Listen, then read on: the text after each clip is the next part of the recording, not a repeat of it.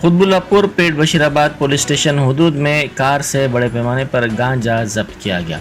सुचित्रा इलाके से महाराष्ट्र जाने वाली कार को धूलापल्ली चौराहे पर तलाशी के दौरान रोका गया। इस कार में 82 किलो गांजा पाया गया, जिसको जब्त कर लिया गया और 2 अफराद को गिरफ्तार कर लिया गया।